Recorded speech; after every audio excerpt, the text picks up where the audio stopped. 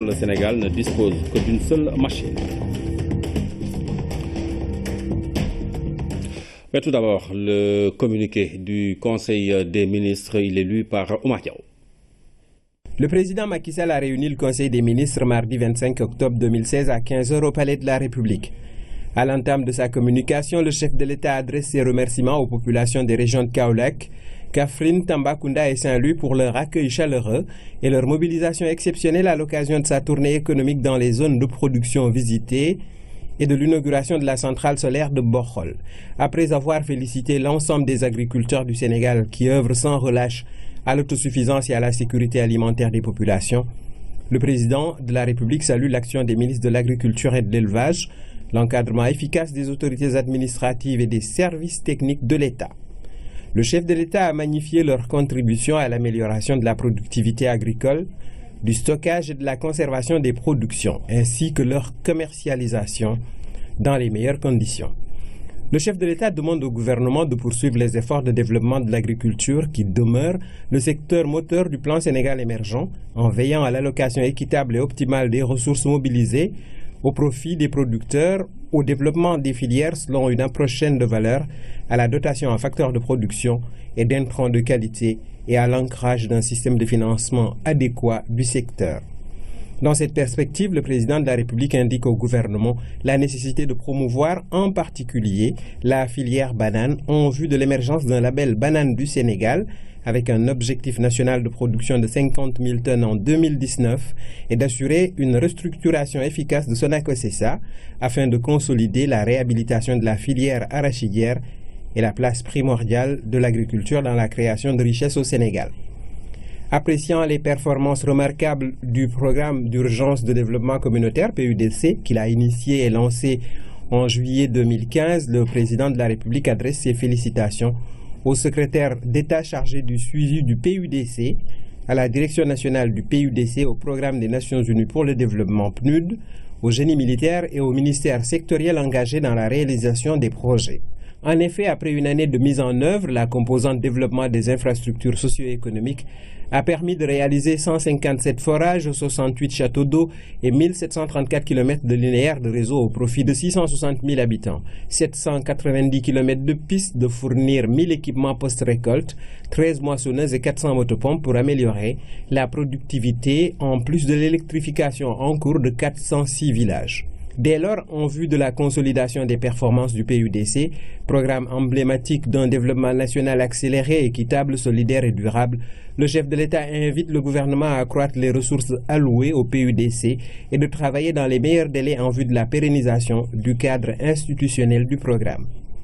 Revenant sur l'inauguration le 22 octobre 2016 à Bokhol de la centrale solaire de 20 MW, financé selon un mode de partenariat public et privé, PPP, innovant, le président de la République salue la réalisation de ce projet précurseur qui illustrera une vision d'un mix énergétique largement ouvert aux énergies renouvelables et aux technologies propices à l'efficience énergétique.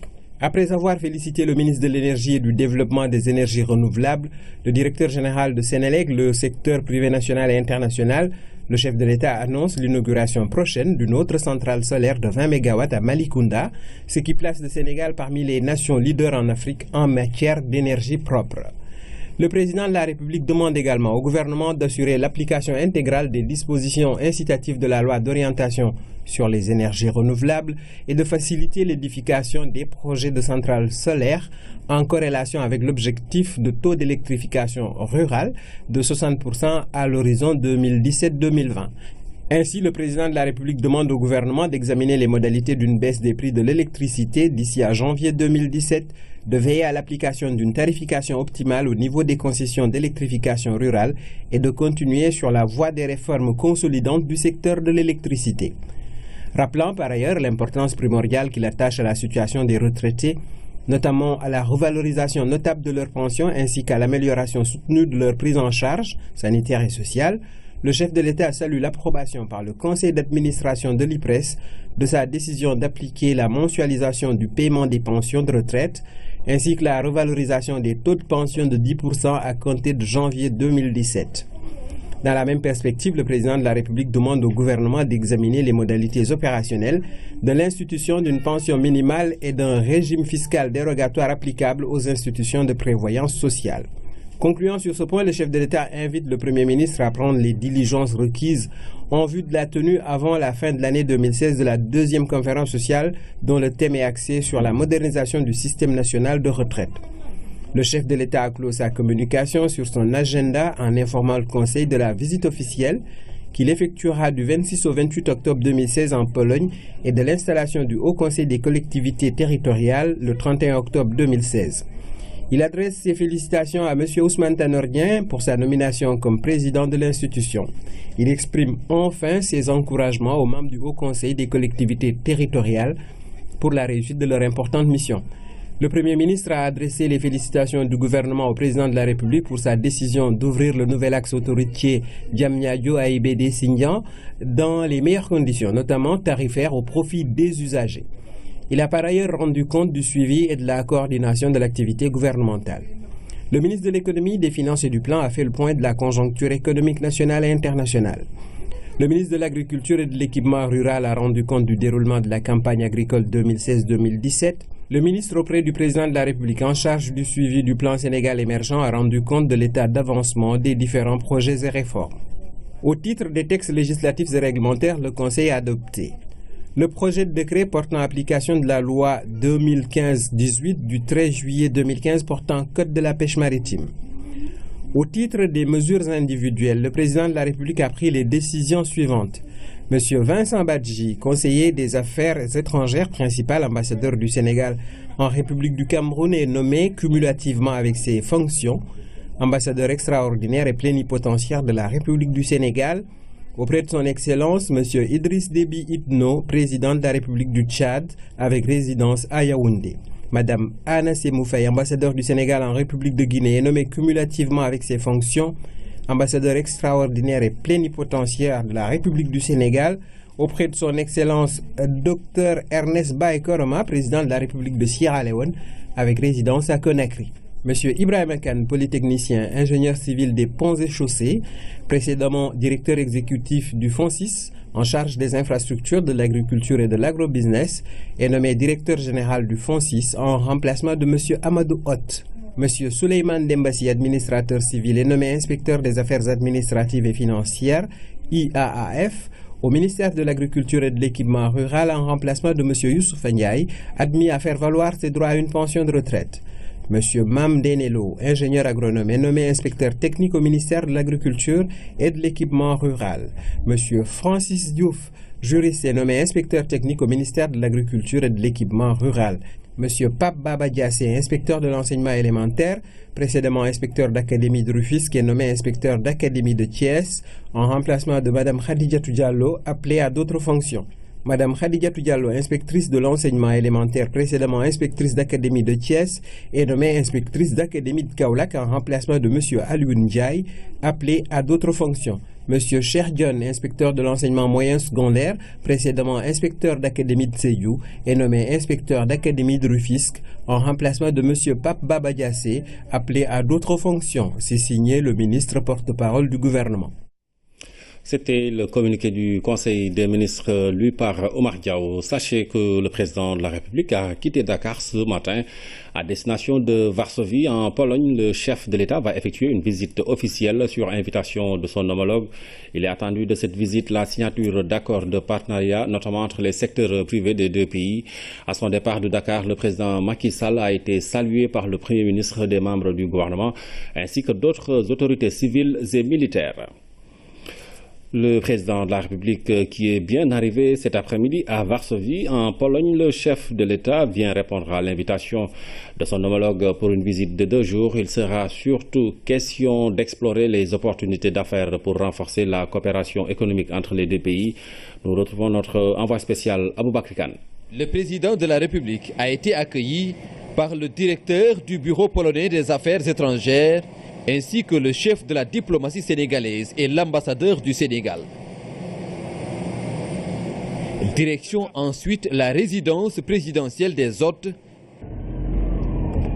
où le président Macky Sall a été installé par le secrétaire d'État chargé de la coopération et des relations avec les institutions. À Varsovie, le chef de l'État effectue une visite officielle de 2 jours à forte portée économique. 48 heures au cours desquelles les secteurs privés sénégalais et polonais vont saisir les opportunités d'affaires que présentent Dakar et Varsovie. La forte présence dans la délégation du président Macky Sall de ministres témoigne également de la volonté de renforcer la coopération économique entre le Sénégal et la Pologne. Le président Macky Sall qui est donc en visite en Pologne pour 48 heures. Nous aurons les temps forts dans nos prochaines éditions. Lancement de la deuxième phase du programme Place et Prix, la plateforme d'appui au secteur privé et à la valorisation de la diaspora sénégalaise en Italie. C'est un programme de 13 milliards de francs CFA. L'objectif est de lutter contre le chômage et l'émigration incontrôlée. Les détails avec Anaïs Nyanyamane. La plateforme d'appui au secteur privé et à la valorisation de la diaspora sénégalaise en Italie est un programme qui soutient la création et le renforcement des micros et petites entreprises. Fruit de la coopération entre l'Italie et le Sénégal, le programme Place de Prix a été lancé en 2008. Il s'articule autour de 3 composantes. La ligne de microfinance allouée aux requêtes des systèmes financiers décentralisés pour le refinancement des PME. La ligne PME allouée au refinancement des PME est dédiée à l'acquisition d'équipements, de matériel de production, de fonds de roulement via les institutions financières locales partenaires. Le volet assistance technique vient à garantir de meilleurs effets sur la cible finale, de même que les effets stratégiques et opérationnels.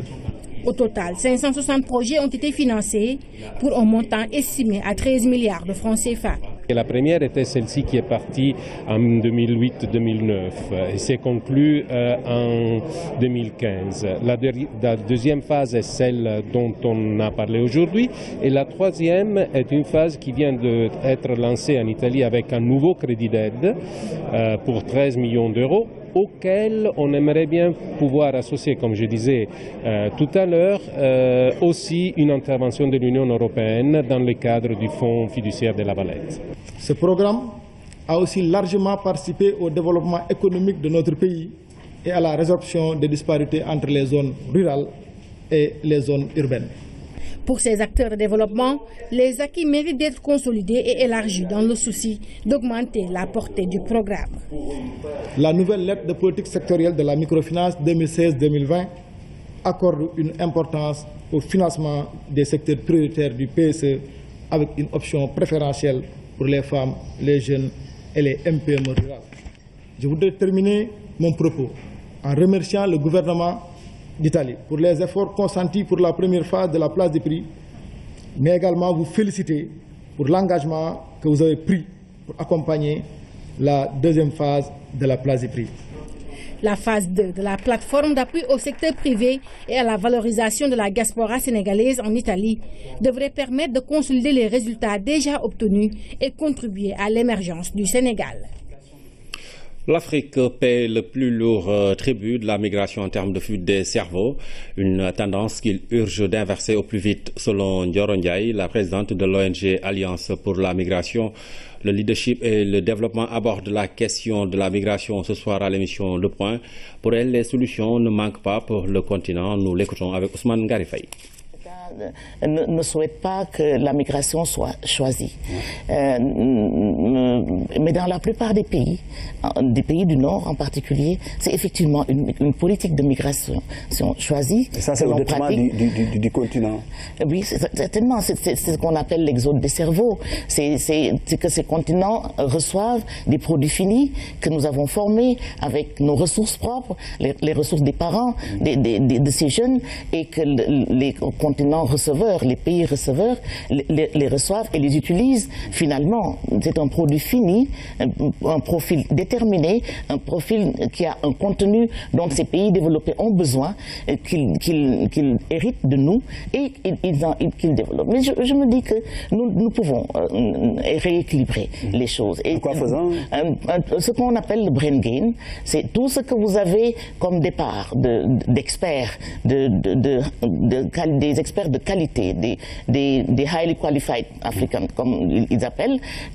Tout ce qu'on reçoit de l'autre côté, on les forme, ils reçoivent des valeurs ajoutées dans leur éducation, dans leur profession, et nous, on gagne en créant un pont entre ces plateaux d'experts qui sont créés à l'étranger et nos plateaux techniques qui ont besoin, que ce soit, c'est valable pour l'éducation nationale, c'est valable pour l'enseignement supérieur, c'est valable pour la santé, et c'est sur cela qu'on essaie d'équilibrer. Voilà, Ndioro Ndiaye, invité de l'émission Le Point, à suivre après ce journal. Le Sénégal va se doter d'un code de déontologie des fonctionnaires. Le ministère de la fonction publique, qui veut une appropriation du document, a convié toutes les parties concernées à un atelier de partage. Le code de déontologie des agents de la fonction publique en cours de rédaction sera soumis au chef de l'État en décembre. Un code de déontologie des agents de la fonction publique en gestation, un projet qui nécessite l'adhésion des principaux concernés, notamment les fonctionnaires. D'où l'objectif de cette rencontre. Il est bon de trouver un cadre juridique qui recense toutes les obligations qui pèsent sur les agents du secteur public. Et je crois que les techniciens qui ont élaboré le texte ont fait un travail quasi exhaustif en recensant presque toutes les dispositions allant dans le sens de créer des obligations qui pèsent sur les agents, dans le sens de délivrer un bon service public. L'État doit, parallèlement au déploiement de ce code de déontologie, accorder une attention particulière à la revendication des agents de la fonction publique pour prendre en compte leurs doléances de manière efficace. Ce document devrait contenir les valeurs communes de référence de tous les fonctionnaires, assurance de la tutelle. L'élaboration de ce code de déontologie se veut participatif. Le code de déontologie générale que le gouvernement soumet à votre enrichissement n'est point un corset d'obligations dans lequel il cherche à vous enserrer. Bien au contraire, dans les vous êtes invités par vos observations et suggestions d'amélioration à prendre une part active à la construction d'un instrument juridique à travers lequel l'administration, les agents publics que vous êtes, les citoyens, les usagers et autres partenaires sociaux se reconnaîtront pour cultiver entre eux des rapports harmonieux et plus efficaces. Le document sera soumis au chef de l'État en décembre. Après celui-ci, d'autres mesures fortes seront envisagées, comme les nouveaux droits de la fonction publique, l'amélioration de la productivité des agents à travers la prise en compte de leur aspiration, tout cela pour une modernisation de l'administration publique. Le ministre de la Pêche en visite à la SCASA, Omar Gueye, accompagné de l'ambassadeur de la Corée du Sud, était venu voir la nouvelle ligne de production de miettes de thon destinée au marché américain. Sur place, il s'est félicité de l'importance des investissements réalisés par la SCASA et l'excellence des relations entre la Corée du Sud et le Sénégal. Amidou Diop. Une visite au pas de Sarge dans une entreprise qui monte en puissance, la SCASA, la société de conserverie en Afrique. Ici, on pêche, on transforme et on exporte des produits de qualité. La SCASA est le fruit de la coopération entre la Corée et le Sénégal, une coopération très fructueuse. Vous savez qu'avec la Corée, nous avons une coopération dans le secteur de la pêche, dans le secteur des affaires maritimes. Faudrait-il le rappeler, le MIEP 1, c'est avec la Corée, le port de Dahonga, Agen et Diabogne, le complexe frigorifique de Ziguinchor, mais également dans le secteur de la pêche avec la reprise de l'ancienne SNCDS. Son Excellence, Monsieur le Président de la République, M. Macky Sall, tient beaucoup à cette coopération, qui est une coopération dynamique, multiforme dans beaucoup de secteurs, de la santé, de l'éducation, mais effectivement de la pêche. Avec une chaîne de production et de conditionnement qui respecte les normes internationales d'exportation, la SCASA a commencé à intéresser le marché américain avec Starkist. Dans ces sachets, il y a des miettes de thon. Ce matin ici, pour constater le redémarrage d'une nouvelle ligne de production de la SCASA qui consiste à fabriquer des produits, des miettes de thon destinés à l'exportation vers le marché américain avec le label Made in Sénégal Et comme on nous l'a bien expliqué ici, Dongwon a racheté le grand groupe américain Starkist, qui est le leader aux États-Unis avec plus de 45% de parts de marché et plus de 80% de parts de marché sur la nouvelle ligne que l'ASCASA est en train de développer. L'ambassadeur de la Corée du Sud a bien apprécié le développement de cette entreprise, fruit d'une coopération dynamique entre le Sénégal et la Corée du Sud. Je pense que SCASA est le symbole de coopération entre la République de Corée et le Sénégal. Un très important investissement de Corée ici à Sénégal. Donc je voudrais à SCASA augmenter plus beaucoup. J'invite le ministère pour montrer SCASA, ça marche bien. SCASA ambitionne aussi de développer ses activités au Sénégal. Depuis sa création, il continue de recruter et d'investir dans notre pays. Le domaine industriel de Diamniadio a un visage au-delà des milliers d'emplois qui sont créés. Les entreprises qui sont installées excellent dans la production de fer, de diesel oil, de la fabrication de PVC, de l'imprimerie, la confiserie, la mécanique industrielle, les poteaux électriques, entre autres domaines ciblés. Une cartographie de ce domaine industriel à forte intensité de main-d'œuvre décrite par Habibou Mbaye. Des cris de joie sortis des entrailles après une journée de dur labeur, synonyme de la fin de l'oisiveté et du chômage. Des centaines d'ouvriers dans cette usine de production de poteaux électriques en béton armé. Ce qu'on a fait accompagne le programme du gouvernement avec la mise en place de centrales pour faire de sorte que les coûts d'électricité baissent. Quand vous rentrez ici, vous voyez qu'il y a 700 personnes. Et tous les matins, ici, à l'entrée de l'usine, il y a au moins 200-300 personnes qui sont là, qui font la queue pour être embauchées comme des manœuvres. Ça veut dire que la capacité de l'usine aujourd'hui peut absorber 1000 personnes. Cette unité, c'est une première en Afrique. Et je vais même vous dire peut-être ce que les ingénieurs ont dit et mes techniciens. On concurrence même les industries européennes. Vous prenez un poteau qui est fait en Europe, vous le mettez sur le banc d'essai, il se casse. Nos poteaux ne se cassent pas. Sur le même site du domaine industriel de Diamniadio, Sénégal Steel a très tôt battu le fer pendant qu'il était chaud. Cet investisseur d'origine gambienne a pu créer 90 emplois avec un fort potentiel de production de fer destiné au marché national et à l'export. Nous allons produire fer à béton.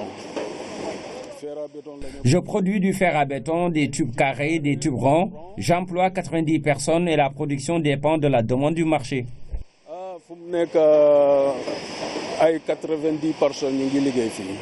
Ici, il n'y a pas que Gambiens et Sénégalais. On y parle chinois Aska ici, où les investisseurs du pays de l'Empire du Milieu produisent à partir des déchets d'huile moteur du diesel oil pour ravitailler les boulangeries. En 2015, on a commencé l'installation. Jusqu'à fin 2015, jusqu'au début 2016, on a commencé à démarrer la commercialisation. Ça se commercialise bien, oui, sauf il y a des petites concurrences avec les autres stationnements, je vu, qui font du gasoil. Ce jeune vendeur de bassines en plastique avait installé dans la banlieue une unité polluante et nocive. Aujourd'hui, son usine en construction promet déjà 80 emplois à côté de Sodiaplast, qui produit 3000 à 4000 pièces par jour avec ses 175 ouvriers. Un autre qui a réussi une sorte de reconversion et un agrandissement de ses activités dans la confiserie et sur le site du DID avec sa trentaine d'ouvriers. L'activité consiste principalement à fabriquer et à commercialiser des bonbons que les Sénégalais connaissent. On existe depuis 2007. On est les premiers à s'installer dans la zone. Avant même l'avènement de l'électrification de la zone, on a démarré la production en groupe électrogène. Donc on a eu l'électricité que tout récemment, il y a peut-être 2 ans. L'État est en train de faire. Il y a eu beaucoup d'améliorations depuis l'avènement de la nouvelle direction là. C'est pour cette raison même qu'on a fait cette extension. Donc voilà, il y a de l'espoir. Avec l'extension, on va avoir à peu près 20 personnes de plus. Même si le domaine industriel de Diamniadio n'offre pas toutes les commodités, électricité, internet, eau et les nouvelles contraintes d'enclavement imposées par l'autoroute à péage, l'envie de relever des défis est là. Il y a pas mal de projets en cours. Il y a déjà un projet là en cours de plus de 3 milliards, dont nous avons eu les financements avec les partenaires financiers locaux et internationaux. C'est en cours de réalisation. Cette usine va continuer, mais il y a l'autre qui est en cours de construction. Aujourd'hui, on est dans un vaste programme, que ce soit du côté Azer, Senelec, etc. Et on s'est arrangé pour faire travailler tout le Sénégal. Toutes les entreprises s'y retrouvent. Au niveau des régions, j'envisage même de prendre des jeunes, en faire des manœuvres pour qu'ils soient payés et qu'ils apportent à leur famille de la nourriture. Et le programme qu'on est en train de faire va utiliser au minimum 6 000 personnes dans toutes les régions du Sénégal. Mais c'est le moment d'agir. Le Sénégal, c'est maintenant qu'il doit se développer pour toujours. La cartographie de ce site va dévoiler de nouvelles unités industrielles en cours de construction dans les mois à venir pour participer à la création d'emplois au Sénégal pour gagner le pari de l'émergence. Le domaine industriel de Diamniadio qui prend forme avec beaucoup d'entreprises installées et de nombreux emplois déjà créés pour redonner à l'arachide toute sa place dans l'agriculture et l'économie sénégalaise. L'université du Sine Saloum El Hadj Ibrahima Niass va créer un institut de l'arachide. Ce sera une structure d'enseignement unique en Afrique qui devra assurer la formation et la recherche dans tous les secteurs de la filière arachide. Pape Bonachao. Introduite au XVIIe siècle au Sénégal, l'arachide a jusque dans les années 70 été le fleuron de l'agriculture du pays. Au fil des ans et progressivement, la spéculation a perdu du terrain dans les surfaces agricoles. Situation causée par plusieurs facteurs dont le déficit de personnel spécialisé qualifié dans toute la filière. Pour combler le gap, l'université du Sine Saloum El Hadj Ibrahima Niass a décidé de créer un institut de l'arachide. L'arachide, c'est important pour notre pays, c'est important pour notre région, c'est important pour l'Afrique sur tous les plans, au plan de la sécurité alimentaire, au plan de l'économie. Il y a de grands enjeux concernant l'arachide. Nous pensons que le Sénégal est un pays qui était fort, qui est fort et qui doit être encore davantage fort donc sur l'arachide. Et il est important que l'université puisse accompagner tous les acteurs qui sont à ce niveau et aussi répondre à leurs besoins en termes de formation et de recherche, mais dans le cadre d'une démarche ouverte d'un institut donc qui sera mixte, qui va associer nos collègues de la recherche, mais également tous les autres acteurs qui sont dans la filière. Dans le monde rural, l'arachide est un patrimoine, une culture qui porte divers enjeux socio-économiques. L'Institut apportera des réponses sur les besoins de formation et de recherche. Il nous manque souvent des spécialistes et tous ceux qui sont chercheurs ou même qui sont techniciens dans le domaine de l'arachide, pour qu'ils puissent faire le travail convenablement, ils étaient souvent amenés à aller se former à l'extérieur. Ce qui est coûteux, bien sûr, mais ce qui aussi peut avoir de problèmes parce que ce qu'on apprend à l'extérieur n'est pas toujours forcément adapté à ce qui se passe dans notre environnement, dans notre sol. Donc si aujourd'hui on pense à mettre un institut spécialement dédié à l'arachide au sein d'une université qui est implantée au cœur du bassin arachidier, je crois que c'est une chose très importante. Avec l'IA de l'université du Sine Saloum El Hadj Ibrahima Niass, le Sénégal sera le 3e pays au monde après la Chine et les États-Unis à se doter d'une structure de formation exclusivement dédiée à l'arachide. Parlons de l'ouverture ce matin de l'atelier de renforcement des capacités des agents de la douane. Cette rencontre initiée par l'Agence pour l'économie et la maîtrise de l'énergie vise à renforcer le contrôle des importations de produits et d'équipements d'éclairage. Les douaniers doivent être mieux outillés afin de renforcer le cadre réglementaire interdisant l'importation des lampes à incandescence au Sénégal. Fatou Diouf. Depuis 2009, le Sénégal s'est engagé dans l'amélioration de l'efficacité de l'éclairage avec la promotion des lampes à économie d'énergie. C'est ainsi que le décret numéro 2011-160 du 28 janvier 2011 portant interdiction de l'importation et de la production au Sénégal des lampes à incandescence a été créé. 8 ans après, ces lampes sont toujours présentes dans au moins 43% des ménages de Dakar. Une meilleure connaissance du cadre réglementaire sur l'éclairage par les douaniers va donc permettre de renforcer le contrôle des importations de ces produits. Il faudra que les acteurs impliqués dans l'opérationnalisation des mesures réglementaires telles que la douane ne soient pas confrontées à des contraintes pour rendre pleinement effectives les dispositions de ces textes. Cet atelier s'inscrit non seulement dans le cadre des composantes du programme d'éclairage efficace, mais a surtout été motivé par les nombreux constats sur le marché et qui ont été confirmés par une évaluation réalisée en 2014 avec l'AME. Ils sont au total 60 agents d'opération commerciale, notamment vérificateurs, agents de visite et agents des postes frontaliers à bénéficier de cette formation.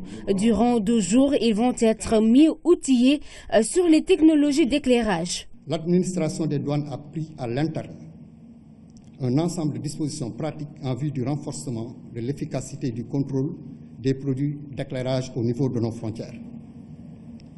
C'est dire tout l'intérêt que nos services accordent à cet atelier, qui constituera sans nul doute un cadre idéal de réflexion et d'échange en vue d'identifier toutes les faiblesses du dispositif de contrôle douanier des produits et équipements d'éclairage. Ces lampes à incandescence classiques comme halogènes sont toujours importées et 24% des importateurs sont concernés.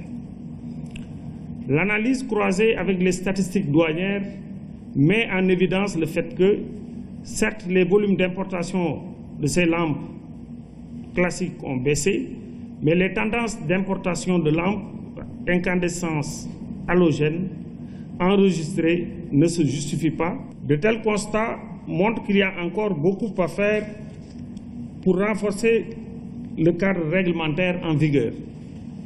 En marge de l'atelier se tient également une exposition sur les technologies d'éclairage. Les participants vont ainsi se familiariser avec les différents produits d'éclairage efficaces présents sur le marché sénégalais. Élus locaux et personnels des collectivités locales échangent sur des types de financement différents du système classique. Les institutions locales seront mieux outillées pour pouvoir obtenir des financements adéquats pour la bonne marche des structures et pour faire face aux demandes des populations. C'est en partenariat avec l'ambassade de Luxembourg au Sénégal, Ramatadem.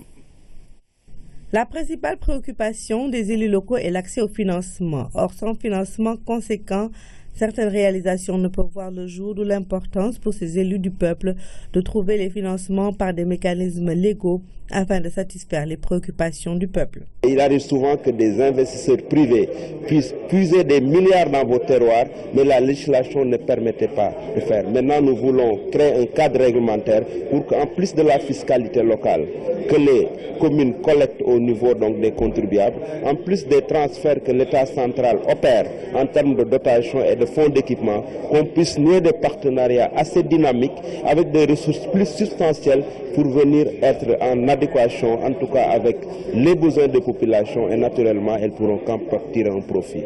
Aujourd'hui, le partenariat public-privé est préconisé afin que les maires puissent avoir accès à des financements plus conséquents. Vous savez que fondamentalement, les collectivités locales ne sont pas suffisamment outillées pour soutenir seules le financement des investissements. Déjà, le fonctionnement est assez lourd. Par conséquent, si on a des mécanismes tels que le partenariat public-privé et la délégation de services publics, nous voyons là effectivement une occasion pour les collectivités locales d'être accompagnées par le secteur privé dans le financement des investissements. Et cela me paraît extrêmement fort du point de vue du financement innovant. Donc, voir les maires du Sénégal se retrouver aujourd'hui pour donc se familiariser avec ces outils modernes du développement local, cela me paraît important, c'est pourquoi j'accorde un intérêt tout particulier à cet atelier. Plus de financement, c'est plus de liberté pour satisfaire les populations et leur permettre un meilleur accès à certains services essentiels tels que la santé, l'accès à l'eau, l'électricité et l'éducation. Tout ceci pour contribuer de façon efficace au développement économique de nos localités. Dans la série consacrée à la santé, focus sur la pyramide sanitaire, une organisation qui permet l'orientation géographique et selon la priorité des maladies. La pyramide sanitaire du Sénégal va de la base qui concerne les postes de santé au sommet où se trouvent les établissements de référence. Présentation avec Oumou Baldé. L'organisation du système national de santé se présente sous la forme d'une pyramide. À la base, se trouvent les petites structures et au sommet, les établissements de référence. Nous avons ce qu'on appelle des postes de santé à la base, qui assurent les services de santé de proximité. Et chaque fois que vous parlez d'un poste de santé, il faut comprendre que ce poste de santé, qui est une structure opérationnelle, donc couvre en même temps d'autres structures annexes comme des cases de santé et parfois même des maternités. À un niveau supérieur, vous avez ce qu'on appelle des centres de santé. Autant le poste de santé est dirigé par un agent paramédical, c'est-à-dire un infirmier ou une sage-femme. Le centre de santé est dirigé par un médecin et les membres de son équipe. Et dans cette équipe-là, vous avez des médecins, des paramédicaux, et vous avez beaucoup de catégories d'ailleurs socio-professionnelles. Au-delà du centre de santé, qui souvent correspond à l'échelon départemental, vous avez au niveau régional et au niveau central les établissements publics de santé, communément appelés hôpitaux. Nous avons des hôpitaux de type 1, de type 2 et de type 3. Ce dispositif permet de mener à bien la politique de santé qui est définie en termes de priorité. Son organisation est faite aussi selon l'identification des besoins. Quand un patient est confronté à un problème de santé, donc c'est les soins de santé à la base, c'est au niveau des postes de santé, et le district, qui est une entité indivisible qui comporte également des centres de santé, permet de délivrer des prestations de services de qualité à moindre coût. Nous mettons en avant la qualité, mais nous mettons en avant également l'accessibilité sur le plan financier et sur le plan géographique. Sans compter que dans le cadre de la mise en œuvre de la politique de santé, il y a quand même beaucoup d'initiatives et je vous avais compris que sous l'initiative de son Excellence, Monsieur le Président de la République, nous sommes en train de mettre en œuvre la couverture maladie universelle qui intègre les mutuelles mais qui intègre aussi des initiatives de gratuité. Et ces initiatives de gratuité permettent aussi, par exemple, aux enfants de moins de 5 ans d'avoir accès aux services sans pouvoir payer.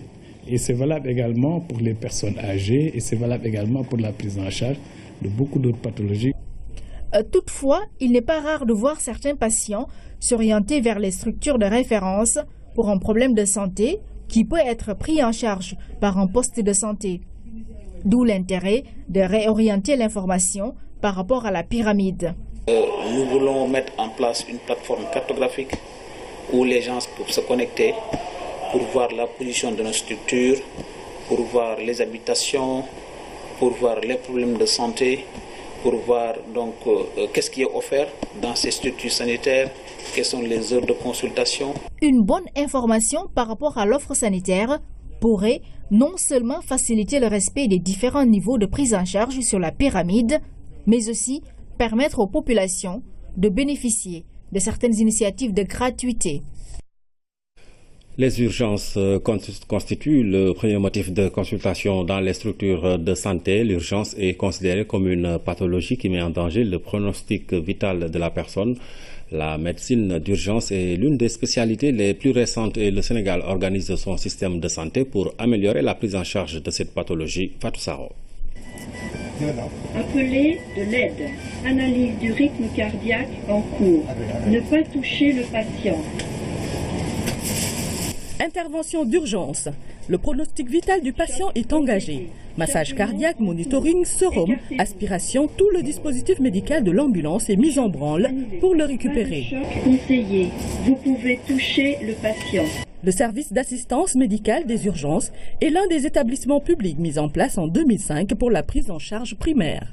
Le Sénégal est en train de faire des avancées notables donc dans la prise en charge des urgences. D'abord au niveau préhospitalier, depuis la création du SAMU, donc qui s'occupe de la régulation médicale, avec un numéro d'appel qui a été mis en place, qui est le 1515, donc, qui est un numéro gratuit, donc accessible à travers tout le territoire national, et qui permet aux populations, depuis le domicile, en cas d'urgence vitale, d'appeler, d'avoir un avis et parfois d'avoir du secours à la maison. D'accord, l'équipe a déjà bougé. Donc, mettez l'enfant en position latérale de sécurité, c'est-à-dire vous le mettez sur le côté. Cette plateforme fonctionne 24 heures sur 24. Elle s'occupe de la régulation. Cette plateforme, c'est au cœur de tout ce qu'on appelle la référence contre-référence du système sanitaire. En ce sens que pour un problème médical, ils sont chargés d'abord de répertorier le problème médical que vous avez, envoie ce qu'on appelle le service médical d'urgence et de réanimation, qui sont des ambulances avec des médecins urgentistes et des équipes bien formées. Cette prise en charge donc sera complète jusqu'au service qui va accueillir le malade. Le transfert entre deux structures est l'autre prise en charge que le SMUR assure. C'est à 3. 1, 2, 3. C'est bon. Il y a une artère qui est atteinte. Donc, comme on ne peut pas faire la prise en charge normalement, dans le cadre de la facilitation des évacuations, donc comme eux ils sont plus équipés que nous, on préfère appeler au SAMU pour qu'ils nous trouvent aussi une place. Victime d'un accident de la circulation, ce conducteur de scooter est dans un état comateux. Ouais, pour moi, il y a un enseignement actif, mais ce n'est pas extériorisé, c'est interne. Donc on part directement au bloc. C'est à chaque fois qu'on sort, on a déjà les informations avant de partir. Une fois sur place, on fait l'examen par rapport aux informations qu'on nous a données et par rapport à l'examen. Et puis on transmet les informations. Comme ça, il y a un dispositif qui est déjà prêt d'attendre le patient qui doit venir. C'est un blessé grave, hein. Tu as beaucoup saigné au niveau du bassin. Là, il y a le cerveau déjà qui souffre de cette hypotension et le cœur commence à donner des signes de fatigue aussi. Le temps presse pour ce garçon de 26 ans. Le premier transfert assuré par les sapeurs-pompiers ne s'est pas fait dans les mêmes conditions. Le transport, initialement, s'il était fait par un transport médicalisé, on aurait eu beaucoup plus de chances. Mais là, heureusement, on est en train de faire ce qu'on peut pour augmenter ses chances de survie. La prise en charge primaire est très importante. Si on regarde bien dans les urgences, en fait, les décès sont plutôt liés à l'absence de prise en charge primaire. C'est pourquoi maintenant dans les pays, et c'est quasiment l'épidémiologie mondiale en ce moment, les pays s'organisent pour organiser les soins préhospitaliers. Parce qu'on se rend compte que si ces soins préhospitaliers sont inexistants, la maladie est multipliée par 2. Et donc les séquelles sont très importantes et parfois même la mortalité également est très élevée.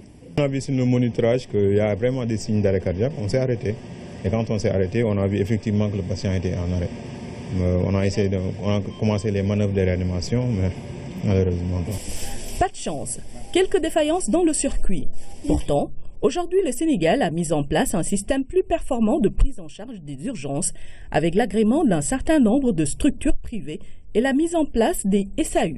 Les défaillances que nous avons au niveau du Sénégal, c'est la mise en place de ces services d'accueil des urgences, sur quoi le gouvernement et le ministère de la Santé est en train de travailler. Quasiment tous les hôpitaux sont en train de mettre en place, si ce n'est déjà fait, donc le service d'accueil des urgences.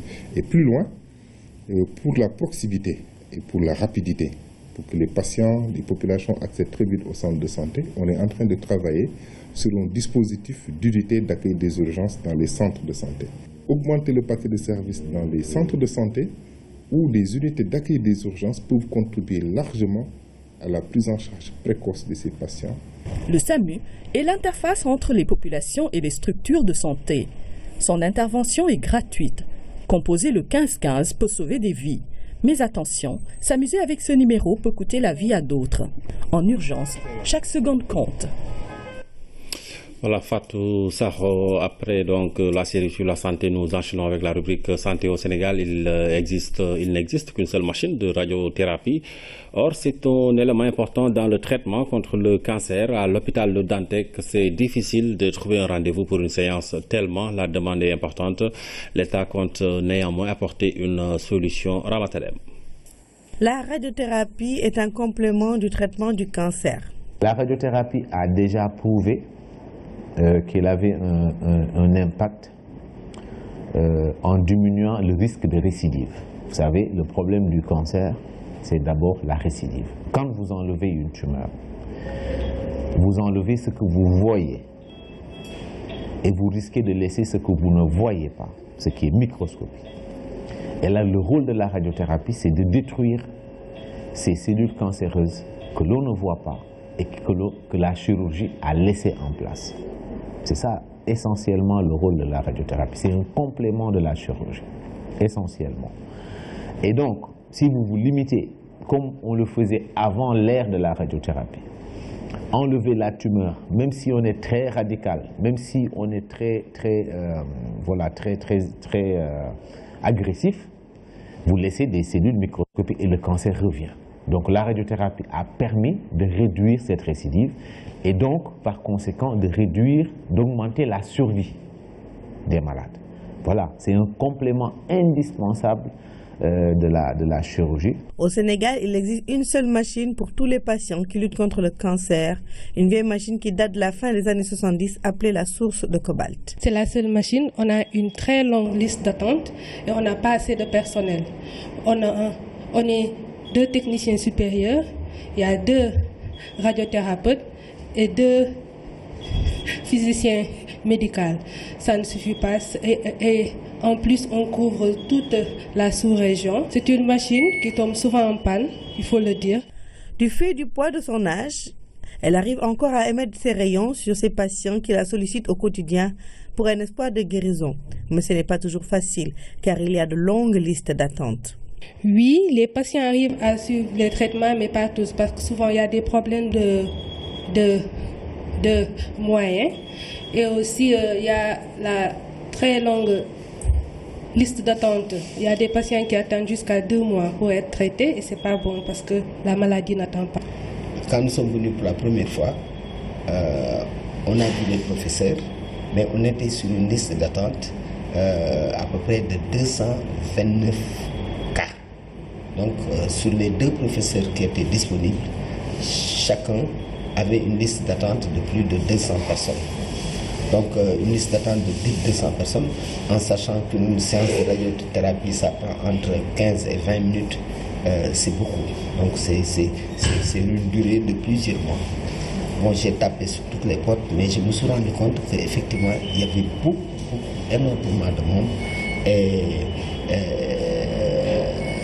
comment on appelle, les opératrices qui étaient là, les professeurs, aussi bien les docteurs, ils étaient totalement débordés. Donc on était sur une liste d'attente et je venais tous les jours demander, mais ils ne pouvaient pas faire. Ils ont regardé sur la liste d'attente et il y avait bien des cas très graves, des jeunes qui concernaient des jeunes et qui attendaient toujours. Donc c'est ça la première difficulté au niveau de la radiothérapie.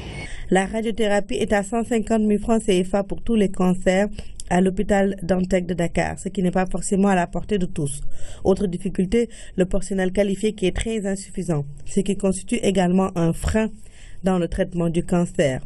L'accélérateur de particules est très attendu à Dalal Jamm par les spécialistes du cancer et par les patients parce qu'il pourrait améliorer de façon considérable les taux de réussite des traitements contre les cancers, surtout celui du sein qui est le premier cancer chez la femme. Plus de la moitié des engagements pris par le chef de l'État lors du conseil délocalisé dans la région de Louga ont été exécutés. C'est ce qui ressort de la conférence sur l'état d'évolution des engagements du président. L'hydraulique figure en tête des secteurs prioritaires. Diana Badja.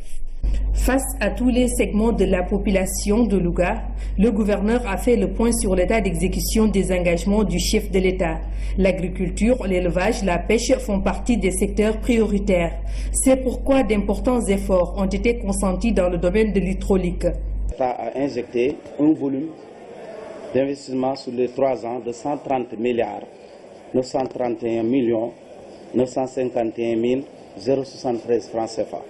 Le pic de cette performance est surtout noté dans le secteur de l'hydraulique, où le taux de réalisation par rapport aux engagements a atteint 189,72%. Car pour la première fois dans l'histoire de la région, jamais autant d'ouvrages hydrauliques n'ont été réalisés. Sur 250 milliards que l'État s'était donné comme ambition d'injecter dans la région de Louga, plus de la moitié a été exécutée. La plus grande partie est revenue au département de Linguère. Le département de Linguère a accusé un certain retard par rapport à certains investissements, notamment dans le domaine de l'hydraulique, dans le domaine donc des routes, des infrastructures routières. C'est ce qui explique qu'on a l'impression que beaucoup d'actions du PUDC ont été orientées vers ce département. Mais en réalité, le PUDC, au-delà donc de ces urgences, est là aussi pour étendre le développement dans tous les départements donc de la région. D'autres réalisations hors engagement en Conseil des ministres sont notées. Elles augmentent le montant des investissements. Le montant de ces réalisations s'élève à 33 milliards 513 millions 773 946 francs. Et porte l'ensemble de l'enveloppe globale des réalisations, engagement pris en Conseil des ministres, réalisation dont les engagements ont été pris en Conseil des ministres, réalisation hors engagement en Conseil des ministres. Le tout donne 164 milliards 446 millions 725 019 francs CFA. Des résultats encourageants sont enregistrés presque dans tous les secteurs d'activité. Les autorités administratives s'engagent par ailleurs à atteindre l'objectif fixé par le chef de l'État lors du Conseil des ministres le 20 décembre 2012. À quelques jours du Grand Magal de Touba, la caravane Wadjal Magal poursuit sa tournée dans le pays. Claire Diop a assisté à suivi l'une des étapes. Voici son reportage. 5e édition de la caravane Wadjal Magal. Pour cette édition, la zone centre est choisie. Kaolack, Fatick et Kaffrine vont être sillonnés pour échanger avec les talibés mourides et au-delà les populations. Au cœur des échanges, la vie, le parcours et l'œuvre de Cheikh Ahmadou Bamba Khadim Rassoul, le fondateur de la confrérie mouride. L'homme, un grand érudit qui a dédié toute sa vie à Dieu et à son prophète Mohammed, paix et salut sur lui. Entre autres localités où la caravane a fait escale dans le département de Gossas à Fatick, Touré Gossas. Ici, Serigne Touba avait installé un de ses fidèles compagnons, Serigne Cheikh Ali Touré. Ce dernier a pendant longtemps encadré les talibés. On raconte que ses relations avec le marabout étaient plus que particulières. L'actuel khalife, Serigne Abdou Karim Touré, a magnifié la démarche de la caravane.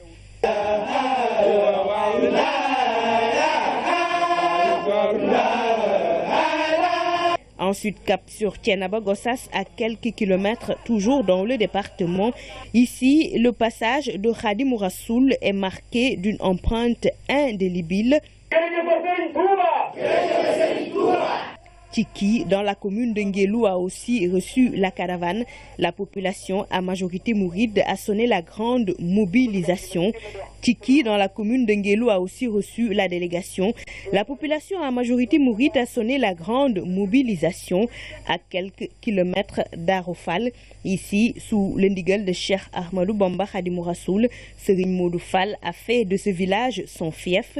Serigne Modou Aminta Fall est né ici, mais aussi Serigne Cheikh Djembou Fall, khalife de Cheikh Ibrahima Fall. Ici aussi repose Sokhna Mam Khadilo, la mère de Serigne Cheikh Baye Fall Baye Gor, sur instruction de Serigne Touba.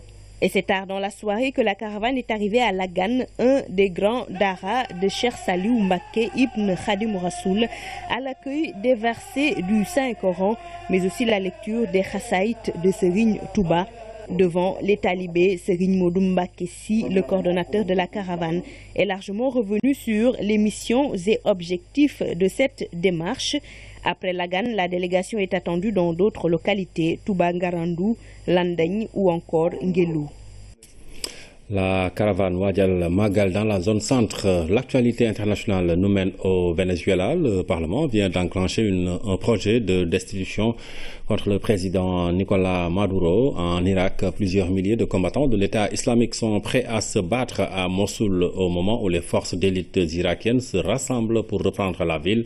Et enfin, dans la foulée du Burundi et de l'Afrique du Sud, la Gambie a annoncé son retrait de la Cour pénale internationale. Louise Bilza. C'est par la voix de son ministre de l'Information, Chérif Bodian, que la Gambie a annoncé son retrait de la Cour pénale internationale. Dans une déclaration à la télévision nationale gambienne, le ministre a accusé la CPI de persécution envers les Africains, en particulier leurs dirigeants, alors que selon lui, au moins 30 pays occidentaux ont commis des crimes de guerre depuis la création de cette juridiction sans être inquiétés. La décision constitue un revers personnel pour la procureure de la CPI, Fatou Bensouda, de nationalité gambienne, qui a été ministre de la Justice du président Yahya Jammeh. La tension est montée d'un cran au Parlement vénézuélien où l'opposition majoritaire a voté l'ouverture d'un procès en destitution du président socialiste Nicolás Maduro. Les députés veulent examiner sa responsabilité pénale, politique et les manquements aux devoirs de sa charge. Cela intervient une semaine après qu'un projet de référendum révocateur a été suspendu par le Conseil national électoral. Chavez, qui ne reconnaît plus le Parlement, a assuré devant ses partisans qu'il convoquait ce mercredi un Conseil de défense nationale. En Irak, les taux se resserrent sur Mossoul. Les forces irakiennes sont maintenant au plus près de la ligne de front. L'État islamique ne semble pas disposé à leur rendre les choses faciles. La bataille risque de s'avérer plus compliquée. Beaucoup de combattants de l'État islamique sont originaires de la ville. La population pourrait servir de bouclier humain. L'État islamique s'est aussi réprimé dans le sang toute contestation. 50 policiers auraient été exécutés la semaine dernière. Les choses se compliquent davantage pour la coalition internationale. C'est tout pour cette édition du 20h à suivre après ce journal. Donc, l'émission Le Point qui reçoit Madame Ndioro Ndiaye. Merci de nous avoir suivis. Passez d'excellents moments sur la RTS.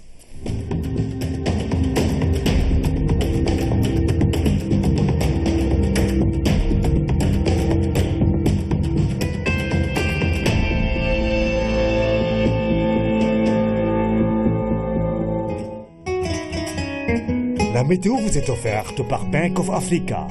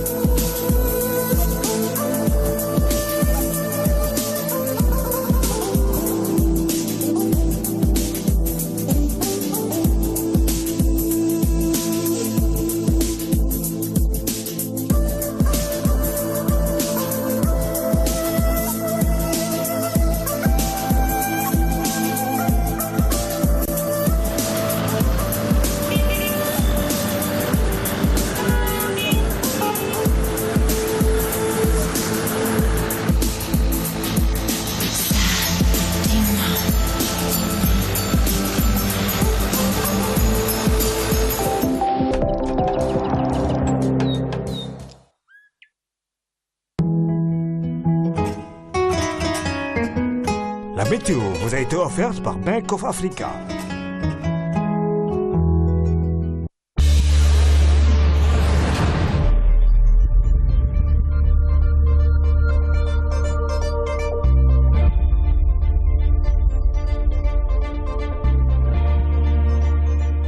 comme ni ma ko baaxoo def saa yu waxtu wi jotee. waa papa nga baal ma waa poste moom dañuy fayal xale yi jàng wala dañuy maye ay bourse scolaire. déedéet soxna si man sama doom bi muy toll nii am juróom-ñaari at laa ko ubbiloon kon moo waral tey bi ma demee ba à la retraite aw ma benn jafe-jafe nag ngir taxawu ko ci wàllu njàngam ba yàlla sottal ko.